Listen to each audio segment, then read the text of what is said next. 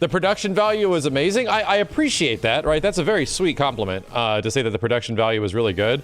But I'm not the one that can take any credit for production value stuff as far as the tournament. As far as the tournament and how it was conducted, that was specifically Twitch Rivals, right?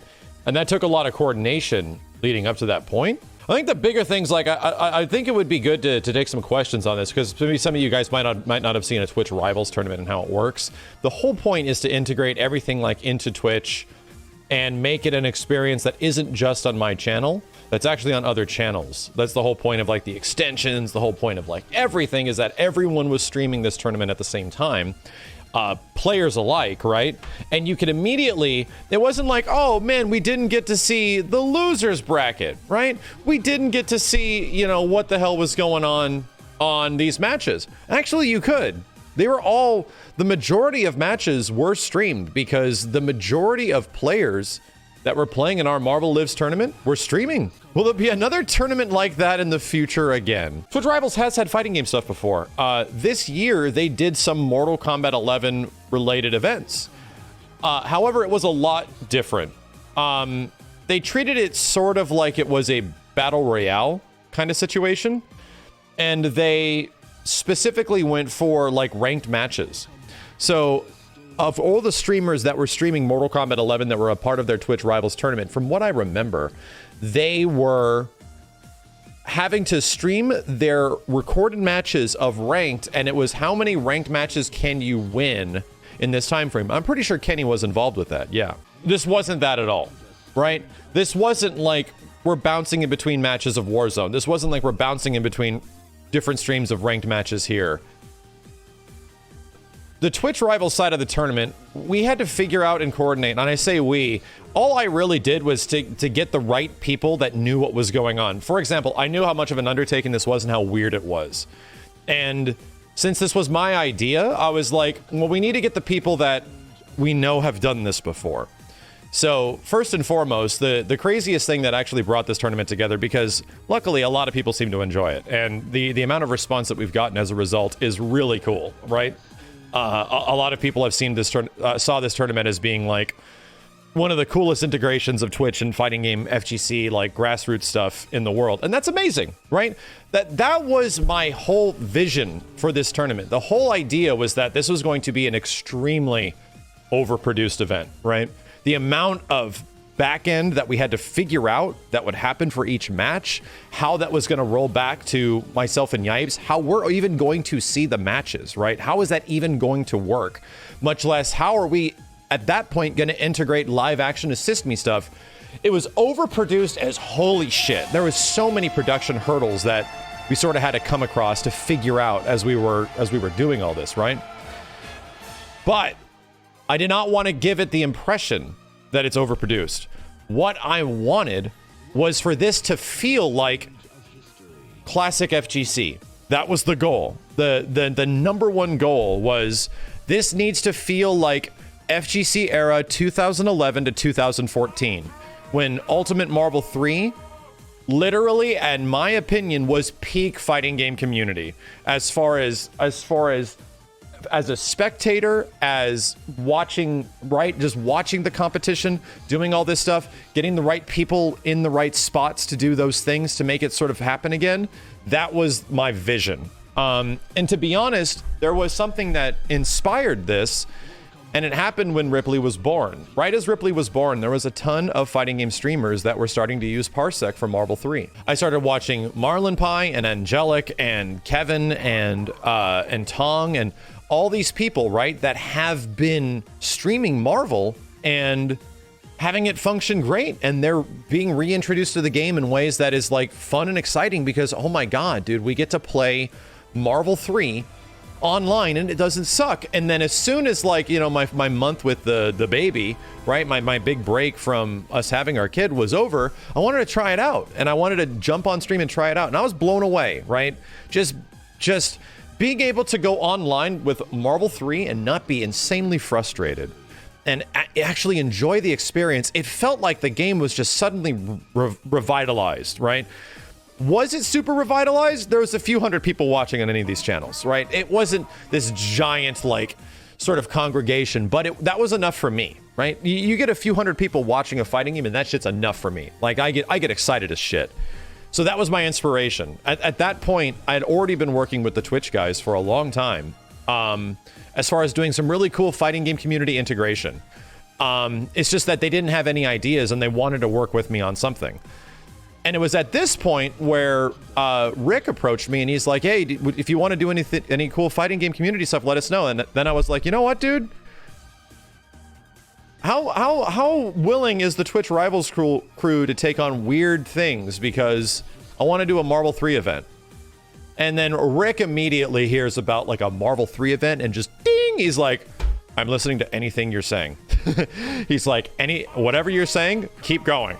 So I'm like, okay, so check this out. I'm like this crazy guy with like diagrams in the back and shit. People are playing Marvel 3 right now, and it doesn't completely suck online. Here's how they're doing it. One guy rents a server here, it goes over there, and here's what we gotta do. We gotta get the people that have been doing this shit for the past year and get them in here as soon as possible. So number one, let's get Tampa Never Sleeps crew, because they've been running tournaments, right? They've been actually focused on functional tournaments using this shit, and they've got it down to a T. And let's get the West Coast side of it, which is Kevin Ha, who's been doing this with Wednesday Night Fights for a while. So the number one focus of mine, I'm like, get these two dudes in here to essentially educate the Twitch Rivals crew as far as how this shit is going to work. Because when this tournament eventually starts, and this is where Rick is like, got it. Like Rick isn't afraid of challenges and shit. This dude runs Combo Breaker every year, right? So when I pitched him this idea, this dude's like, got it. Let's do this. And he essentially has to like educate the Rivals crew on how to run remote cloud-based servers for every single one of these matches at any given time. Between players. So if there's people that are like West Coast and East Coast, that's got to go on an Ohio server. That's got to go on a Texas server. If they're West Coast, that's got to go to a SoCal server. Like shit like that, right? All this coordination was what it took to sort of put this thing together. From the conceptual idea that I just want to have a Marvel tournament and we can maybe use Parsec to do this, like we can maybe actually use this new screen sharing software to make the online experience not terrible. How the hell do we even do that? And then there was a lot of crazy hurdles in between of just, well, if we're gonna have myself and Skype on here, how do we feed each other the matches? Like, and this was the stuff that I have to give Rick and the Twitch Rivals crew an insane amount of recognition for. What was the main driver for the 3-minute breaks Parsec setups? We were telling these guys almost the entire time that Marvel's a quick game, right? We're not going to be able to hang on these things very much. The breaks were a natural building block that we did not know what was going to happen, that a lot of people weren't going to be used to this. And then the matches were happening so fast that the damn overlay wasn't updating quick enough. And then something funky happened as the tournament was going on, so we lost overlay, right? There was so many moments where so much shit, and if it looked like it was a smooth tournament at the beginning, that's amazing. Here's the thing, Chad. Here's one thing you have to understand. This was my first tournament ever. I've never planned, directed, or coordinated an event like this before. The most I've ever done is the Evo meet and greets and stuff. I've never had the ability to completely manage, much less be the director on how I want it to feel, how I want it to look, where I want the music to be, where we want the overlays to be, how I want everything to sort of come across as, like, the overall theme of the event. And luckily enough, with all the people that I've met over the years, with the other agencies that I've run into over the years to actually get approval to even do these things, all that shit came together, right? All that shit came together like miraculously in the final month. That's the crazy thing. This wasn't a sponsored event. This was not a big sort of esport situation. This is the big difference that I have as far as running a tournament in comparison to a lot of other like FGC tournaments that you might have watched as of late. And I'm not talking bad about anything. I'm just saying my focus on a tournament is the love of the game. That is the number one focus. Get as many people involved that love this shit to death. And Rick was one of them. Tasty Steven Yipes is one of them. And to be frank, a lot of the folks that were working on the production side of the tournament love Marvel. They grew up watching Marvel FGC stuff. And they're like, you know, it'd be really cool to bring this back. I'm like, that's exactly what I want. I want to get as many people that just love this shit as I do. Because, like I say, there's only so many fighting games I can truly champion. And Marvel 3 and Killer Instinct are the ones. It goes to show you, chat, right? It goes to show you that I just wanted to bring back classic FGC, right? In my opinion, which was the pinnacle of the fighting game community, which was 2011 to like 2014, and that discovery phase of UMVC3. The big thing that I wanted to do is that, and this has been a personal endeavor of mine for quite some time. I'm a big Capcom fighting game fan, right? And that's no secret. I love other fighting games too, but I'm a big Capcom fighting game fan. It has been rough for Capcom fighting game fans over the past near decade. It has not been a super clear and concise road as far as what they're doing with their fighting games, and a lot of releases of them lead to very questionable results. That doesn't mean that everything has been bad. In fact, I think a lot of great stuff recently happened with Dan in Season 5 and G, and all this cool stuff eventually happened to Street Fighter 5. But in terms of the insane amount of missteps that have happened from that side of their fighting game division is hard to ignore. So it's been kind of a bummer to be a Capcom fighting game fan for like 6 to 7 years. It's been a long time where it feels like something truly good has happened. And I'm like, you know what? Let's go back to the last moment that I remember being a Capcom fighting game fan was amazing. Ultimate Marvel 3. UMVC 3 was the last moment where it felt like everyone loved watching this game, or people celebrated the shit out of it, right? Before people were like, oh god, Marvel, when like the Morrigan and Phoenix era sort of happened, there was the when's Marvel era, which was a solid like 2 to 3 years of when the fuck is Marvel? Oh my god, I don't want to watch anything but fucking Marvel. That was the goal. I want to get us back to that spot if we possibly can. And like I said, the big movement to get that to happen was to get all the right people in the right spots, and luckily everything just fell into place. It's amazing that it happened. It was a shit ton of work, and we would like to do something like this again, but similar to the same way that Assist Me exists, I have to be ridiculously motivated and encouraged, right? There needs to be, and I don't mean by like dinero, I mean I have to really give a shit about the game. And that's the same reason why Assist Me's from before and things like that happened. That's the whole reason why that happened. That's why some of you guys might have really enjoyed the Assist Me that happened before, or the Assist Me that happened from this one, Reunion, because it was like, man, we just get to all come back together and I get to write these episodes like it is season 1 again. And that was I don't know if you guys picked up on it, but that was the whole point, right? The whole point was that it was a retelling of season 1 of Assist Me, but done in modern day, right? Like nothing, like we just went right to 2020, skipped all the years, and then shit immediately came out and we're doing gags again. That was the whole point. But I also wanted to include other people, right? Include Steve and Kenny and like modern Assist Me characters and stuff like that. The tournament is dinner, right? And the dinner is going to be hopefully satiating and delicious.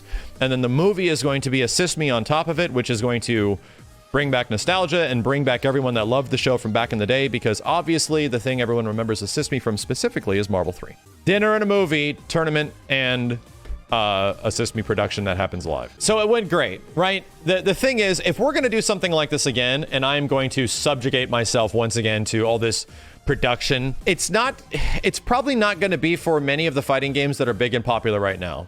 It just isn't. I mean, I'm going to be honest with you guys, unless something that comes out that really like invigorates my spirit about a game, I've been pretty vocal about the fighting games that I love a lot, the ones that stick with me that I really enjoy. For anyone, I don't want to solidify any immediate plans right now because things still have to figure out. We have to go through approval process for this stuff, right? We can't just do anything. There needs to be things need to go through the appropriate avenues to make stuff happen. And at the same time, the game has to function, right? Like there needs to be an element of functionality where how do we stream this? Like, how do we stream an older game that has terrible netcode. Kind of hard. How do we stream Third Strike without it being obviously like emulated and stuff like that? Like, well, that might run into some problems. Maybe we could do Third Strike on Xbox 360? Well, that doesn't. We got to go buy everyone 360s now? Like, you got to realize that there's a lot of weird issues you start running into here. There's a lot of problems you start running into when you're like, oh, well, all those people have to be streaming the game too. You got to realize, chat, like these, I am not choosing the games for this Twitch Rivals event based on a committee, right? I am not going to be selecting the games that will be on these events that'll be featured on my channel in terms of, well, Dragon Ball is doing good, very good statistically in South America, and Tekken 7 is good in Asian regions, but also over in the US right now, but we can also possibly hit a demographic if we do Street Fighter 5 over here. I'm like, that's nice. Okay, that's nice. If I'm going to put a lot of effort into this, and I'm gonna either do commentary or prep for it, I have to really give a shit. We're gonna do a Smash tournament, like, right? Probably not. I'm gonna do the exact same thing that I did with Ultimate Marvel 3 with Marvel Lives. I am going to gather people that love this shit as much as I do into a situation where we can make it a celebration of the game. That's what I want. A celebration of a game.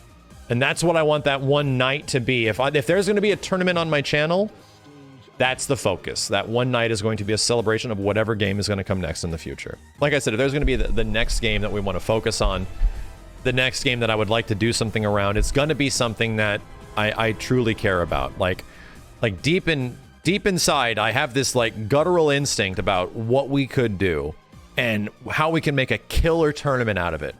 But I don't want to confirm anything right now.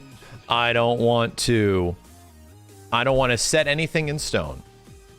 But the way the last one came out was a lot of fun. So we'll see what happens in the near future. It's going to take a little while for the next one to happen. It's going to take a little bit of time.